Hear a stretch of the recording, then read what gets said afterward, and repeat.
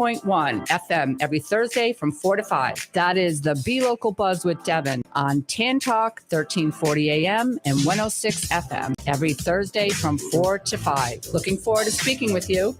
This is the TAN Talk Radio Network.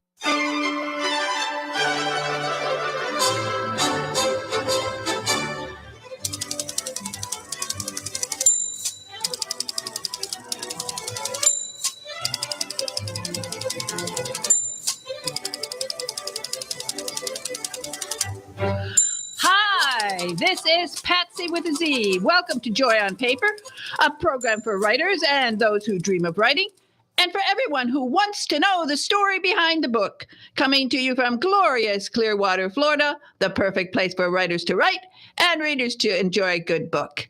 I don't want to rub it in, but it's going to be 82 degrees here in Florida today. This is fantastic. It's December, and my brother has snow up in northern Michigan. I am so happy that we live here in Florida. I love Florida. Is my guest on? Okay, well, I am so happy. This is really going to be so much fun for me because I am so happy to welcome to Joy on Paper Deborah Levine Herman, and we are talking about spiritual writing from inspiration to publication. And she certainly knows all about it. Deborah is so famous as a person who is, and she's a literary agent, and she's well known in the whole world of books. And I'm so happy to welcome you to the program, Deborah. Yeah, and thanks for rubbing it in. I'm in Stockbridge, Massachusetts. And I am cold. It is definitely, I have two dogs, and it was definitely a two-dog night. I know. It's so beautiful in December, 82 degrees. Oh, well, you can come and visit us. We love people to come down here to Florida. I'm thinking about it. Okay, well, whenever you do, you come here to the studio because we have to talk. You are so amazing. Your career is Your career is so amazing. And this new book, I think it just comes at the right time because there is a need, I think, for spiritual writing.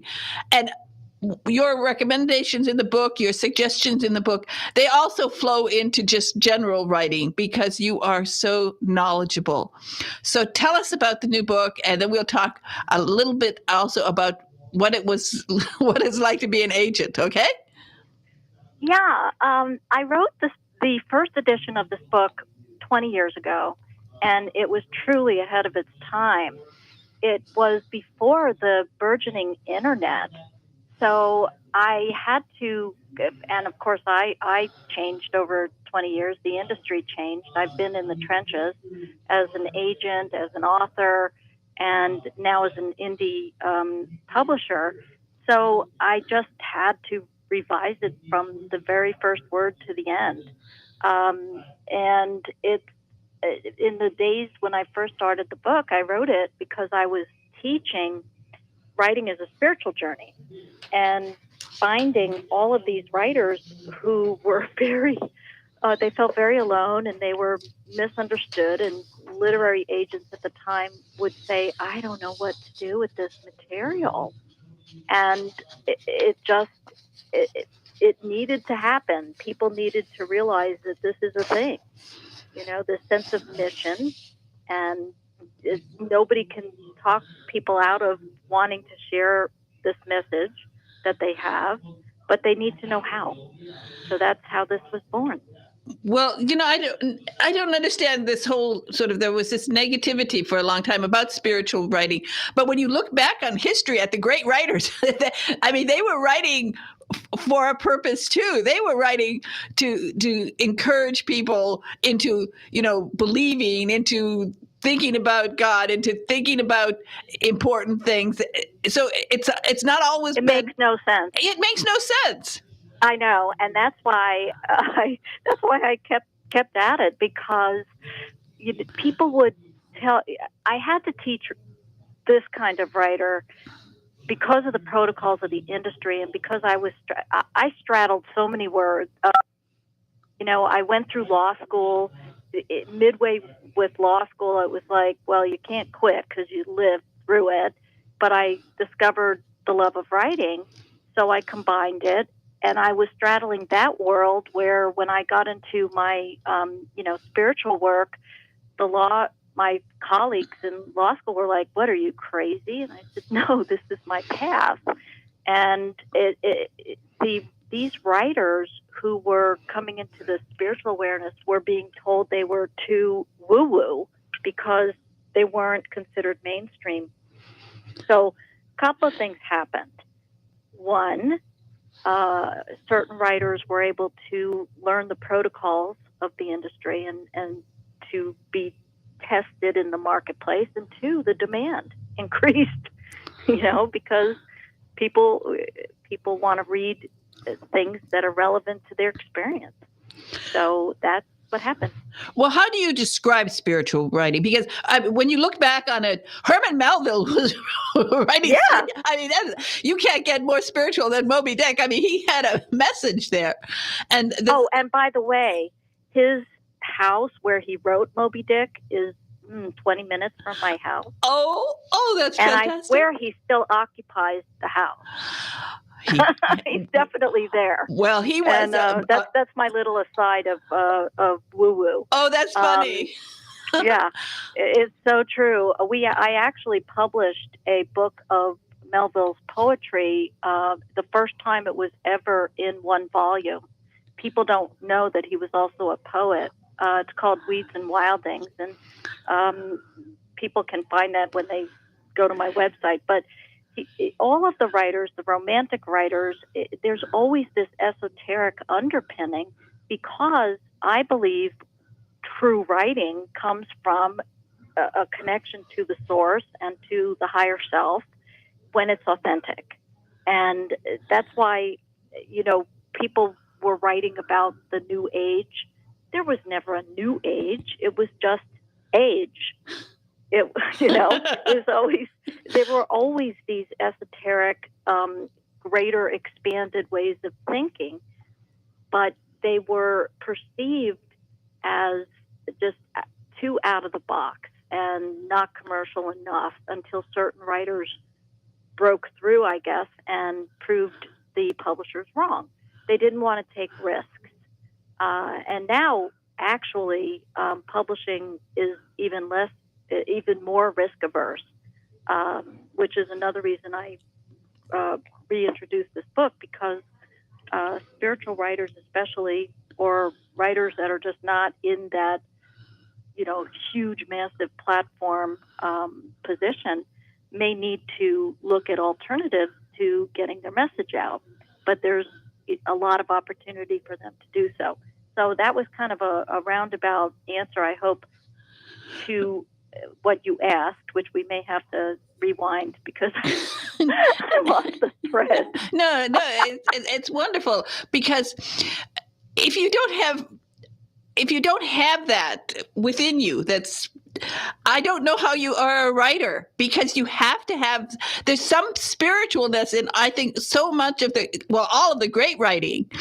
They're always, they have this inspiration, and we're not saying that it has to be a Christian inspiration, or it's just an inspiration of something bigger than ourselves and that we want to get across. I call it the divine inner voice.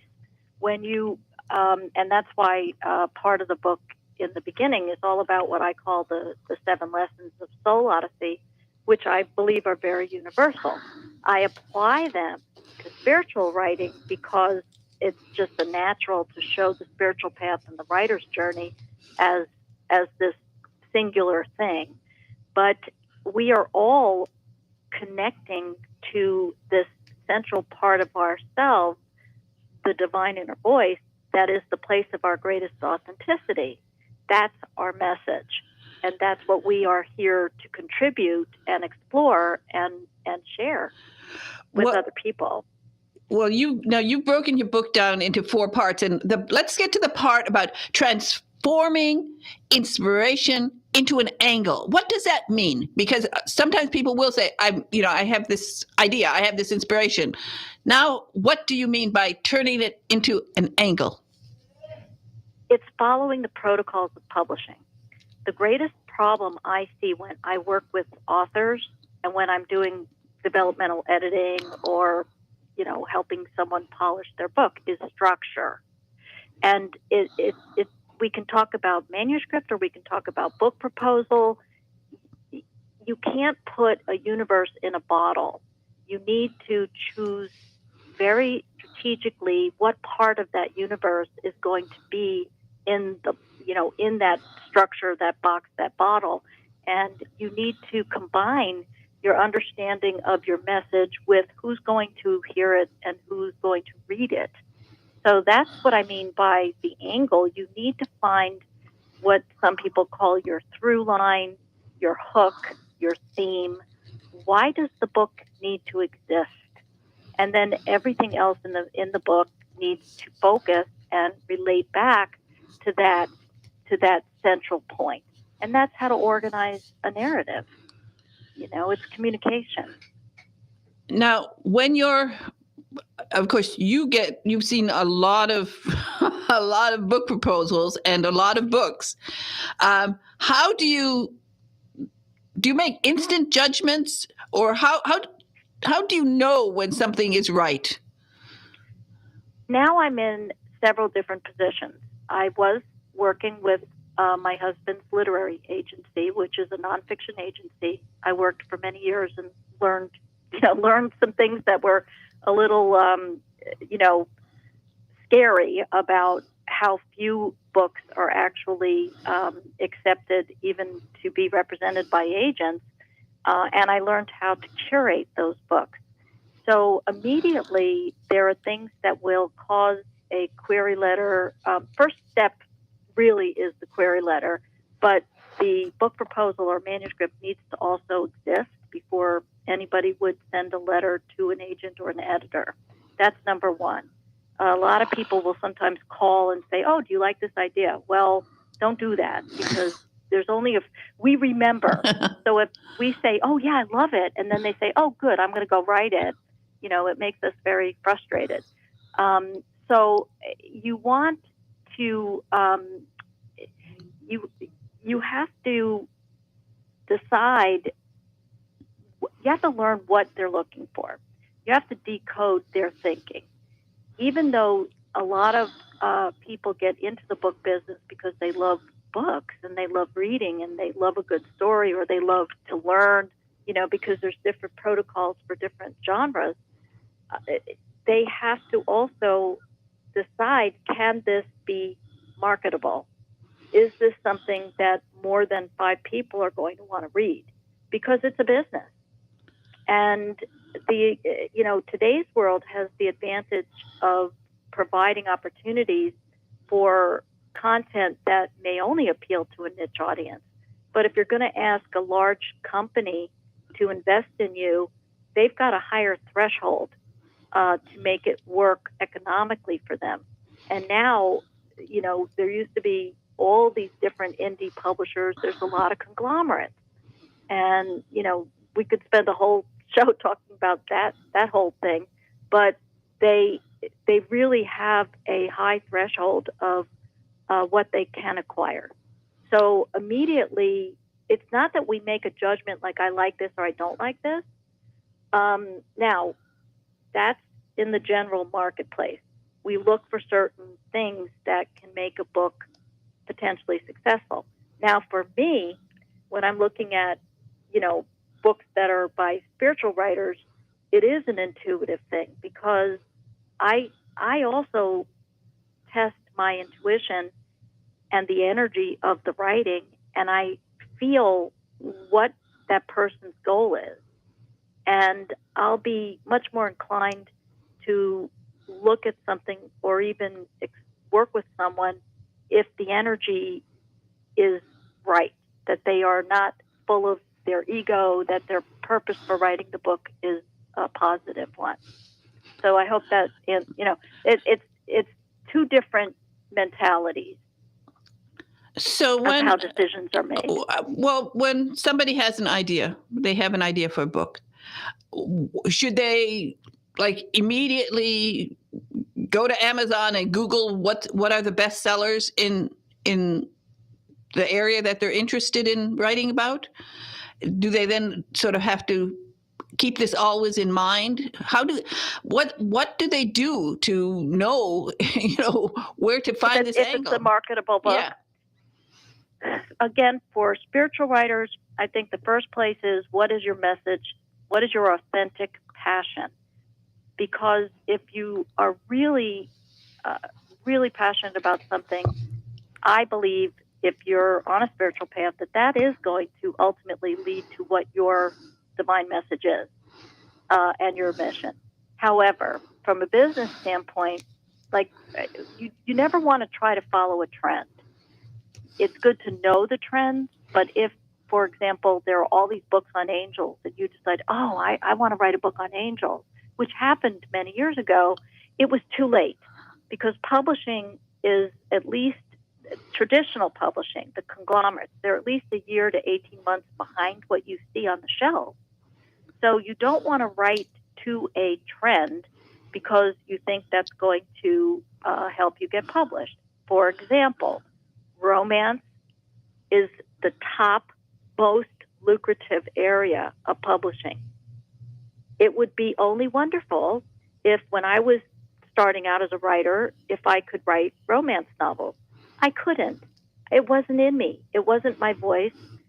It wasn't my thing.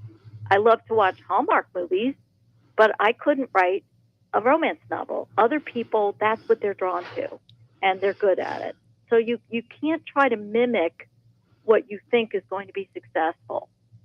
But then again, if you're going to do a book proposal and you want to do a certain kind of book, you need to know what the comparative titles are. You need to know what's out there, and you need to distinguish your book and prove why it should exist. So it's part of the book proposal process and the marketing aspect to determine your reader and if there is a market for your book. Well, have you ever gotten a book where it comes to you with a title, the author has put a title on it, but you like the idea, but you don't like the title, that you then tell the authors, like, find a new title? When we as agents will often massage a submission to make it better and more marketable, because people want to be a little bit too fancy with titles, and they maybe want something that's very personal to them, that makes sense to them. But a title really needs to be explanatory, and if someone has to go too deeply into research mode, title. But the thing to remember is, if you are given a contract by a publisher, they're going to change your title, and you need to trust them. I mean, you have some say. You don't want something that's really awful, but they know what they're doing, and they know how to position your book for the optimum marketing ability. So, you can't get married to a title. If you want that title and that's it, and then your life depends on it, then you may not find someone who agrees with you. One of the things that when you're trying to get through to an agent, it's like in the film business, when you're trying to push a script, you have to have a great log line. Do you look at that, what that sort of, that, not below the title, that log line that comes from the author?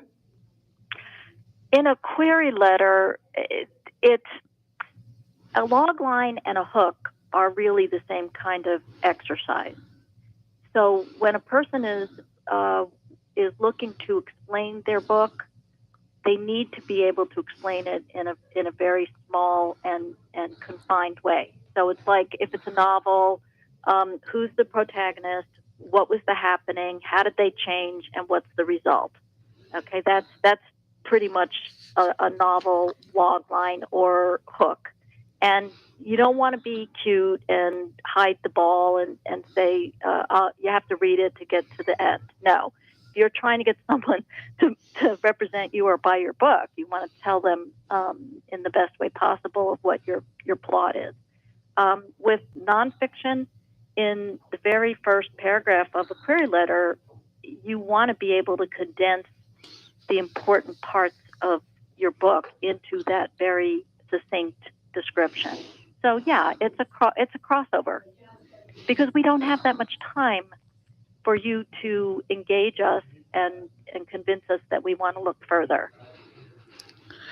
For spiritual writers,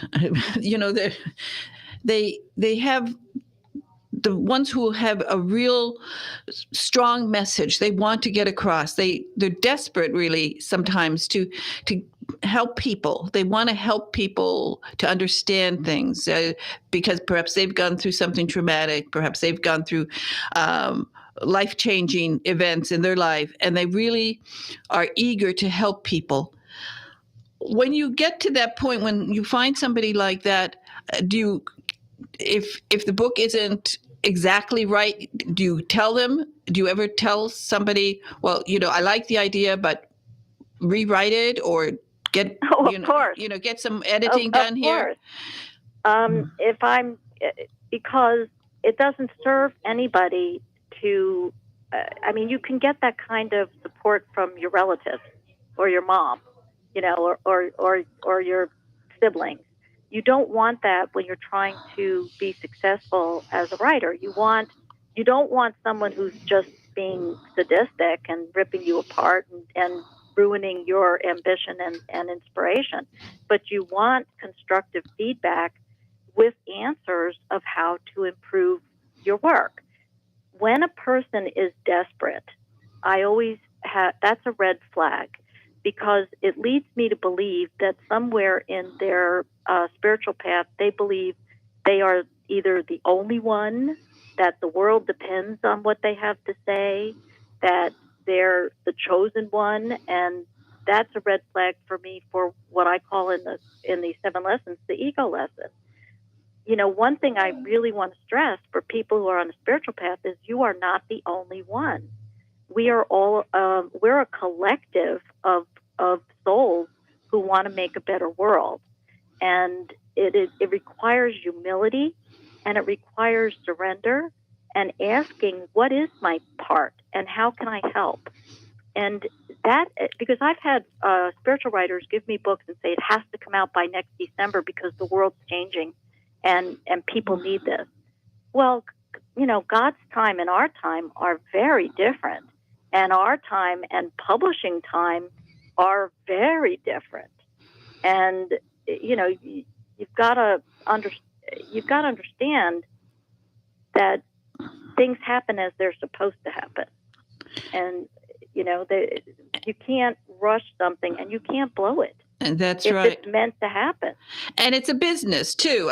People have to understand, it was just the end of NaNoWriMo, and quite a few of my listeners, participated in NaNoWriMo, and 5 of them who were in contact with me finished, and they did their novel, and they finished 50,000 words in the month of November, and I sent each of them first edition book to as a prize, because I always encourage people to write some, get it down on paper, but I think every writer, whether you're doing spiritual writing, whether you're doing cozy mysteries, whether will benefit from your book, because you have the right attitude. I think you have the right, you have the background and the right attitude, and I found a great deal of encouragement in your book for all absolutely. writers. I think that's. Oh yeah, I really feel terrible when people encounter editors or other writers who take them off the path and discourage them. If you want to do this, you can do this. You have to be open-minded of what the end result is, and you have to be patient. My oldest daughter has been working on a novel since 2014. She just did NaNoWriMo and finally finished it. But because she's my child, she now knows, now it's time to edit it. Now it's time to get other eyeballs on it. It's not like, oh, I finished it, and now it's going to be published and it's perfect. Well, I think you are an inspiration, And Thank you. You really are. Your background, your attitude, I think you are an inspiration for all writers. And I hope that people will get your book, Spiritual Writing from Inspiration to Publication. And there are 5, it's broken down into 4 parts, and all of the parts have addressed a specific interest. And I want to mention there's the book proposal, the query letter. And as a matter of fact, I need to have you back and let's just talk one day about query letters and proposals. How about that? That would be awesome. I really enjoyed your show, and I love teaching writers. It's my jam. It is. It is there. So you have a website that's very interesting. Tell people where you want people to come and find you. Of course, the book is available, online and in good fine bookstores. I'm sure they should be carrying this, and put it actually right by the front door, because there are so many people out there who I think want to start. A lot of people want to start in January, finally writing their book, and they will benefit from this wonderful book called Spiritual Writing from Inspiration to Publication. And I think, Deborah, you are just fantastic. Oh, thank you so much. And so are you. I love knowing now about your show. Well, I'm definitely going to be watching or listening. Okay. I have 2 important websites. One is soulodyseybooks.com. That really has about me and about the spiritual writing book. And I also have micropublishingmedia.com, which is more about the publishing and, services and things that people, if they want some help, that's a little bit different. And you can find me okay. on Deborah, Central, whatever. Deborah Levine Herman, you are fantastic. And thank you so much for being a joy today on Joy on Paper. Thank you. Bye-bye. Bye-bye now. Bye. We'll have some commercials, and then I'll be right back.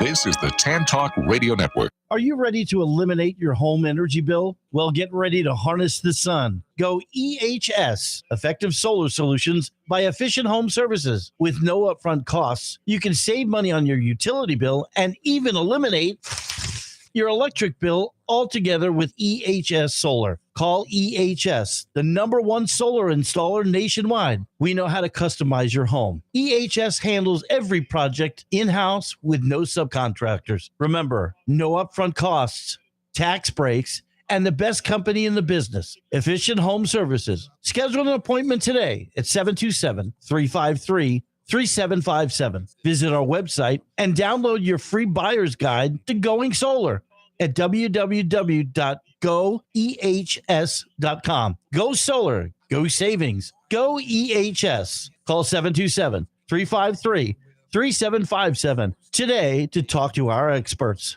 Are you an author, an artist, an inventor? Then you need to protect your valuable intellectual property. You need Larson & Larson. We have the experience and knowledge to help you with all of your legal needs, from processing trademark, copyright, or patent applications to negotiating licensing agreements and handling litigation. The attorneys at Larson & Larson in Largo, Florida can help protect you. Call us today for a no-cost consultation at 727-546-0660 or visit our website at larsonpatentlaw.com.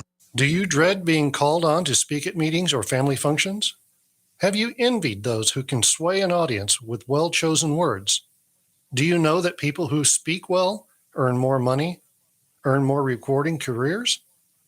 Gain the confidence to master any speaking situation. Toastmasters will allow you to find your voice. Go to toastmasters.org to locate the club nearest you. This is the Tan Talk Radio Network.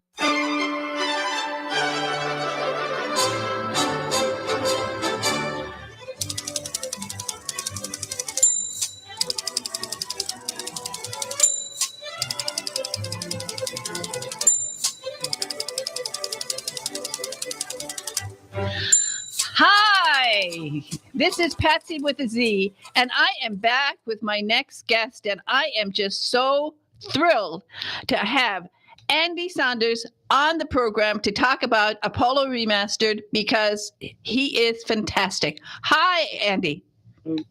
Hi, Patsy. Thank you for having me on. Well, of course, I always have anybody from England on because I love the accent. I lived in England for quite a while. And before we leave, we'll talk about football a little bit. But let's talk. Right. Let's talk about this book. It is amazing. You have to tell us this story. Now, I have had this wonderful opportunity. I have been at the Johnson Space Center in Houston. I have had the tour, behind the scenes tour. I have been there to all of the different buildings, including, I think it's building 8, where they had the vault. That's right, yeah. And there you were. How did you, they let you in this vault and they said, have at it? Not quite, no. I would absolutely love to get inside that vault, but they won't let anybody in it, as you can imagine. Yeah. It's obviously full of some of the most important film in existence, some of the most valuable film in existence, and it's very delicate. So, no, NASA undertook the scanning. They got it out of the vault. They thawed it properly. They cleaned it, and they scanned it to an incredibly high resolution. And that's the key to the book, is almost everything we've ever seen since the 60s and 70s has actually been based on duplicate film or copies of copies, because that film is so important and so valuable. Well, as soon as it got back from the moon, they just made these duplicates, and the originals went into that vault, and they've been maintained at the right temperature and at the right humidity levels to help maintain its condition. So everything therefore we've seen has been based on a duplicate set or multiple copies. And that's something that always frustrated me, is, you know, what we've always seen of what to me is the most important film in existence has actually been not great quality. And that's frustrating, and it doesn't make sense. They use the best cameras, the best lenses, the best film. We should have been able to see them in a better state. And that's really what drove me to take on this huge project. Well, you've done a marvelous job. Now, of course, with all of your experience, did they come to you or you went to them? How did that happen? No, it's something I took upon myself, really. NASA, as an organisation, quite rightly, is on the forefront of everything. It looks forward. It's, we're going back to the moon. There's a great history office, and they do respect the history. I think they're just more focused on the future. So they haven't gone to undertake the processing of the film. They undertook the scanning, and they've got a completely open source policy, which is one of the great things about NASA is, amateurs around the world have got access to the data that, they've got. For example, now the images that come back from the rovers on Mars, they're just straight on a server, and, the public can access them probably as quickly as the NASA scientists can access them. So the raw data was kind of sitting there, 35,000 scans of this original flight film, but they need to be processed. The way to think of it is these scans are effectively a digital photograph of a piece of film, a piece of film that was actually in the camera. So you need to digitally process it to be able to present it correctly and to get all of that goodness out. And that's what I did. I accessed them, went through them all. It took me about 10,000 hours and pulled out all this new detail. But there's also the classic images in the book. The concept is it's the ultimate photographic record. So yes, there's new things. There's images where you see it before and it looks, you can hardly see anything. And then, ta-da, now we can see we've got this amazing photograph. But it's not supposed to be a gimmicky book. It's the ultimate photographic record. So the classics are in there: Blue Marble, Earthrise, A Man on the Moon, photographs that we've seen probably hundreds of times, and almost everyone in the world has seen them, but not in a way that we should have been able to. But now we can. Wow. So it's funny. A guy from a little town in England has this spirit and this. Well, I mean, and it's really, I think it's so remarkable that you had this passion for NASA, and that you then turned it into, I mean, you've saved something so important, because eventually those films will deteriorate, and you've done such a remarkable job. 10,000 hours of your life to this project. I think you're remarkable. I hope they give you one of those Presidential Medal of Honors or something, because you've done something terrific for the United States and for the world. Well, thank you. I mean that, it's an absolute privilege to work on this type of film and to produce these images. And it's something, since childhood, I've just had an obsession with the Apollo moon landings. Like I say, there's this frustration that we should be able to see them better. The frustration that actually what we were seeing was getting progressively worse. In the digital world, people put a copy online and make a JPEG, and someone will crop it and put it on social media, and it just goes on and on and on. And it just hit me that the most important images in history are seen in a progressively worse state by a progressively bigger audience. And that just should be the other way around. Things should get better, not worse. And yes, there's something about preservation, about producing something which, you're right, that film, the chemical processes involved in analog film will eat away at it. Although it's preserved very well in this freezer, eventually it will be gone. So yes, there's a bit about preservation involved in the project as well. Well, the wonderful thing about this whole project, I think, is that it will open people's eyes really to what the people did at that time. That they, I mean, sometimes when young people don't understand how big it was to go to the moon for us, how big it was. For those of us who were little kids or who were there, it was a big thing. Well, I think it's the biggest achievement we humans have ever achieved. The greatest ever adventure, the greatest ever expedition to go and walk on the moon. And yes, to do this 50 years ago, pre-computer age. There are images in the book of the spacecraft, and you look at them now and you think you could probably build one yourself in your home garage. They look so rudimentary, and yet these brave people were flying these rudimentary looking spacecraft pre-computer age to the moon. And I just love that whole golden pioneering, go-getting era. They took risks. They took huge risks that you couldn't take today. On Apollo 8, this was the first time we had humans that escaped Earth completely and ventured off into the unknown and actually orbited the moon and came back. They didn't land, but they orbited the moon. The first humans to completely leave Earth. And internally, NASA gave them kind of a 50-50 chance of coming home. And Bill Anders, who was on the mission, actually thought his chances were more like 1 in 3. But there was no hesitation. They had to beat Russia to the moon. We had to get to the moon first. The ultimate adventure, and they sat on top of that Saturn V. They were the first humans to ride the Saturn V rocket. The last time that was tested with no humans on board, it almost shook itself to pieces. It would have killed the crew. But the very next flight, they went on it and they went to the moon. So something else I want to do in the book is tell the stories of these missions that a lot of people don't know about. They know of Apollo 11. They know of Neil Armstrong. They might know Apollo 13 because of the Tom Hanks movie. But there was an Apollo 8. And right through to, and there's Apollo 17, for which is the 50th anniversary this week. Wow. Now, of course, you interested in NASA, and you've done a lot of work with aeronautical projects. What was this interest? When as a boy did you get interested in flying and in airplanes and rockets and everything?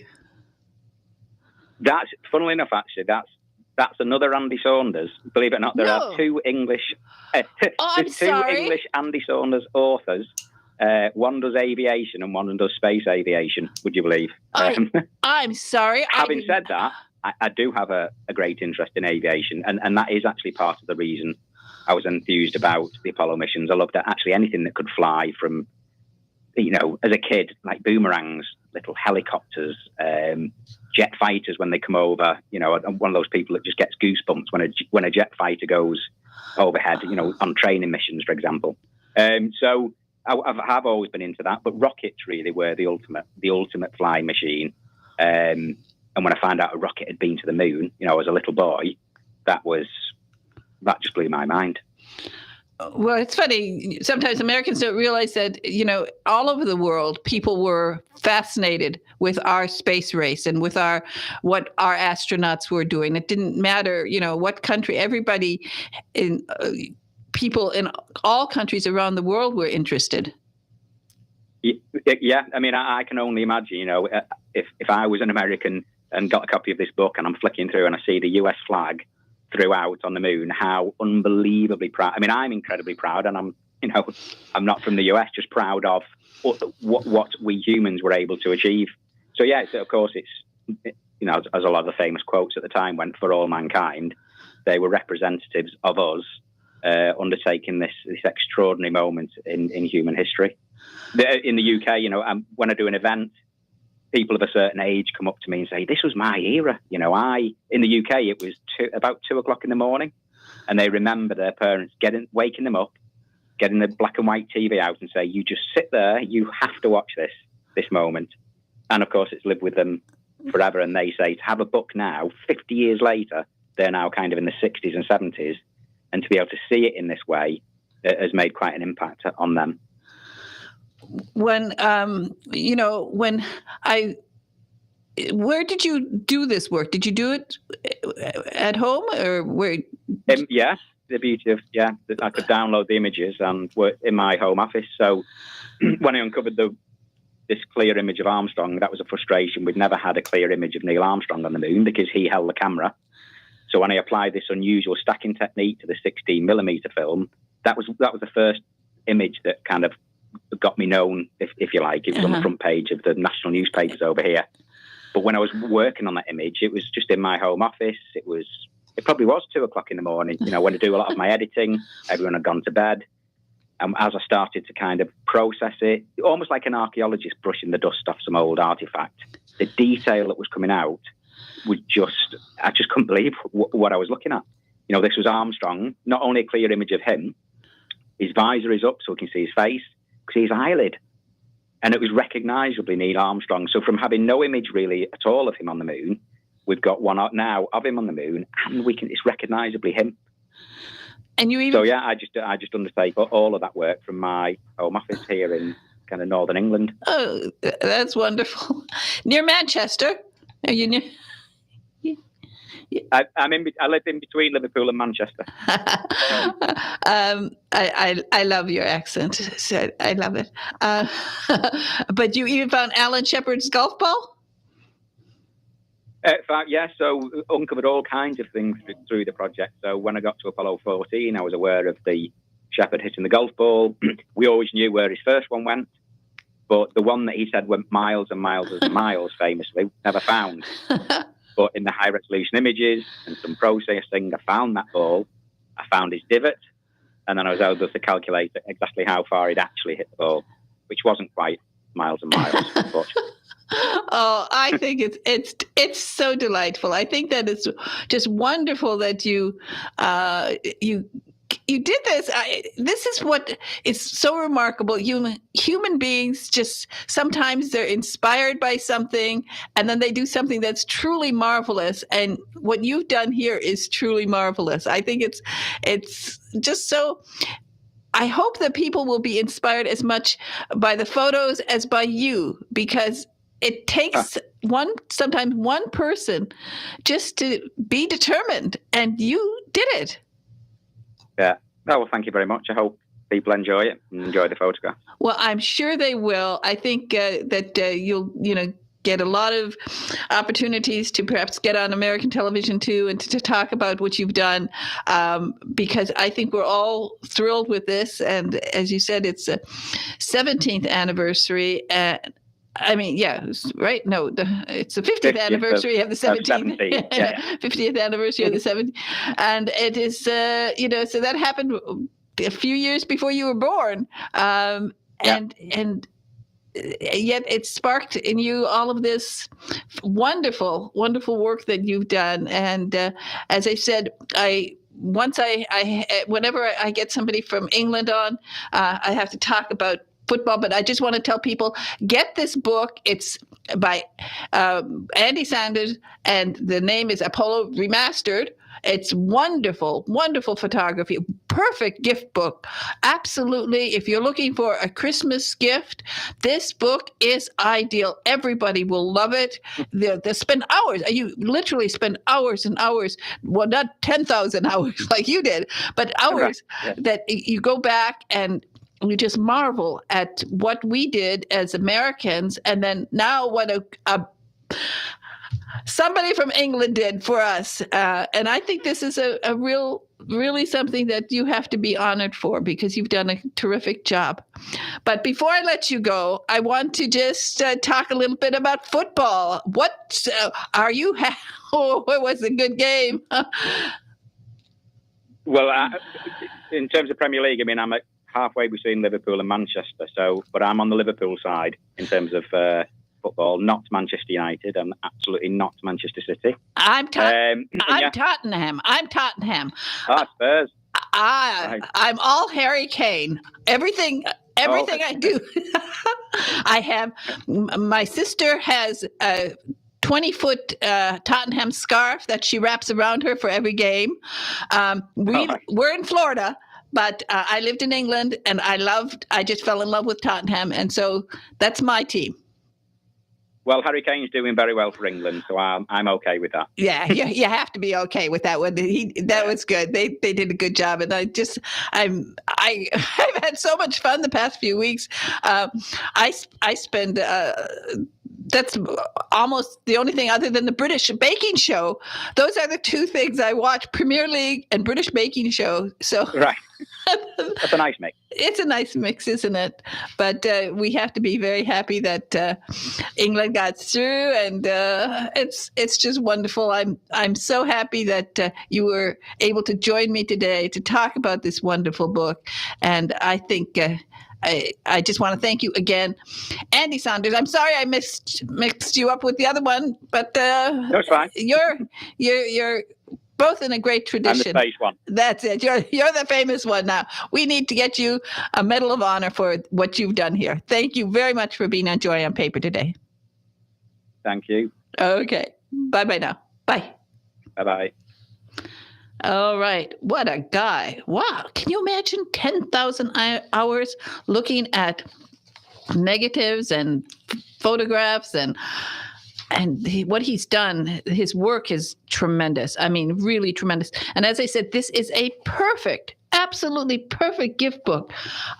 People, when you're looking at what you want to give people for the holiday season. We have the holidays coming up, and this book is so beautiful, and it just is something that people will treasure through generations, really, because it's something that we have to be very proud of. And I hope that you will get this book. I was just blown away with it. I love beautiful photography, and so I was really thrilled that this book. I got this book, and Andy is absolutely delightful, and I think that anybody who gets this book as a gift will thank you so much, and it will open up a lot of conversations too. So again, I had a wonderful time today talking both to Andy Saunders about the Apollo book, and then I want to again thank so much. When I was going through this whole November period with people sending me little notes about what they were doing at NaNoWriMo and how they were getting along. And I was so impressed with those of you who finished. And even if you didn't finish, it doesn't matter if you didn't finish. There are a few of you who wrote to me and you didn't finish. But, I know the feeling. The year that I did it, like 4 years ago, when Kanisha, my goddaughter, said, do NaNoWriMo. She had done it many times, I think, and finished every time. I only had, 26 days to do it because I had to prepare for Thanksgiving, and I did it, and I was very proud of myself. And those of you who didn't finish, it doesn't matter. You can finish now, and you're still a winner. You don't have to ever feel like just getting words on paper is a winner. And one of the things I just want to remind you that Ernest Hemingway would keep a record every day of how many words he wrote. every day. I mean, he was very careful because he wanted to discipline himself. Some days he'd write 400 words a day.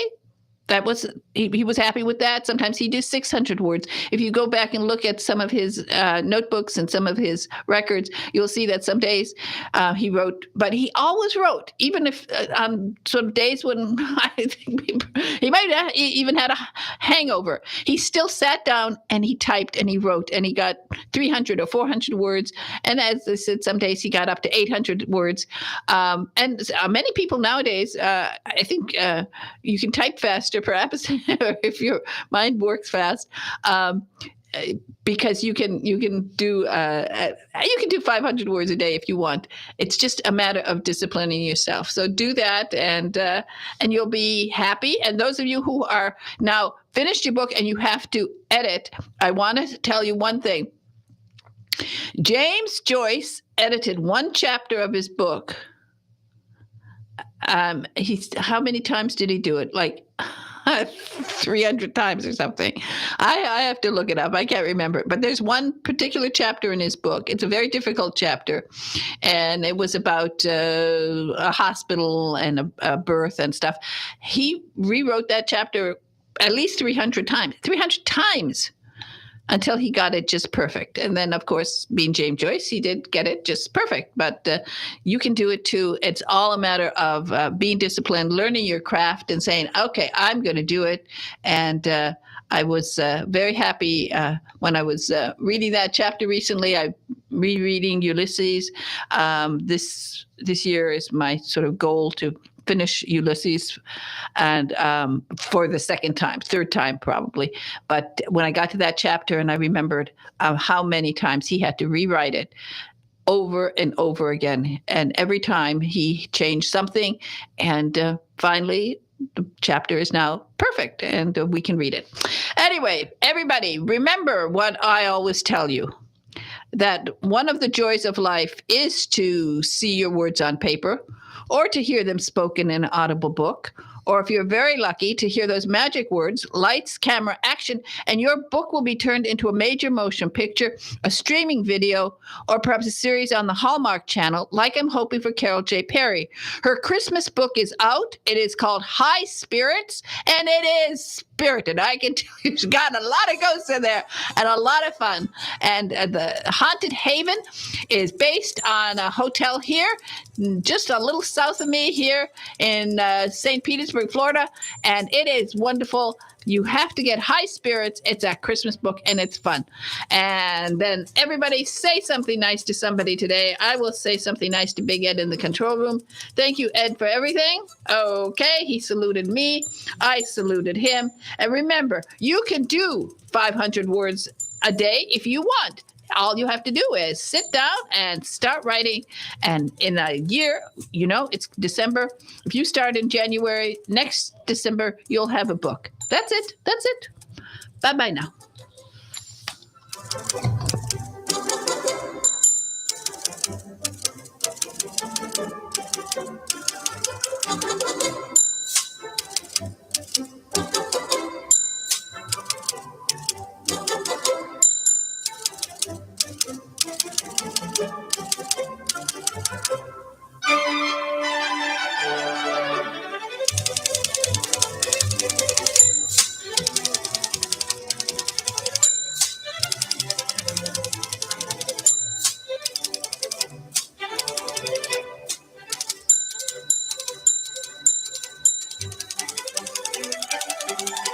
WTAN, Clearwater. FM 106.1. WDCF, Dade City. FM 102.3. WZHR, Zephyrhills. FM 104.3. Listen. This is CBS News on the Hour, sponsored by Rocket Mortgage. I'm Steve Kathan. Ceremony on Capitol Hill.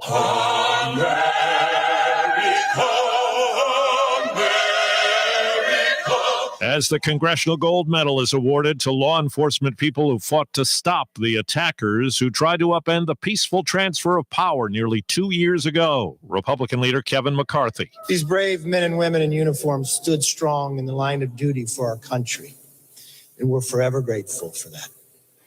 This Congressional Gold Medal commemorates their courage, professionalism, and patriotism. Now to Georgia, where voting's underway in the U.S. Senate runoff, pitting the Democratic incumbent Raphael Warnock against Republican challenger Herschel Walker. Most of the voters I spoke with say they wanted to vote early last week and hit the polls before today, but they couldn't because of travel or just life. We got in late last night and decided to come on right away this morning. I'm ready to go back to bed, though. Things happened, and I intended to, but I didn't make it, so I'm definitely going to vote today. And all of those who did go in and vote had the same experience as Pam, who tells me it was a breeze. Quick, fast, and efficient. Everybody was wonderful. The polls closed tonight at 7. Michelle Wright for CBS News, Atlanta. Officials in Moore County, North Carolina, say electricity might not be back on till Thursday because of all the damage at 2 substations caused by vandals. Some people taking advantage of shelters now. We haven't had hot showers in our house in 2 days, so we're taking advantage of it too. It's such a great gesture that they're doing to help the community, helping give back with showers,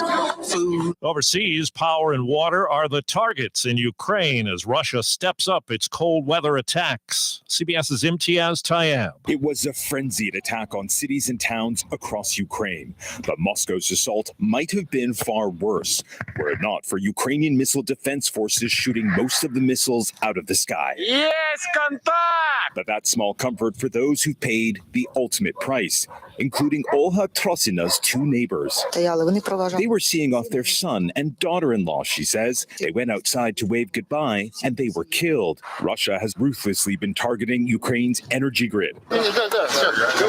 In Kherson, volunteers now have little choice but to cook meals over open fires so that people have something hot to eat. A new fire at a Russian airport's been blamed on a Ukrainian drone strike. There were 2 others at air bases yesterday. Ukraine has not confirmed its forces carried out the attacks, but called it karma.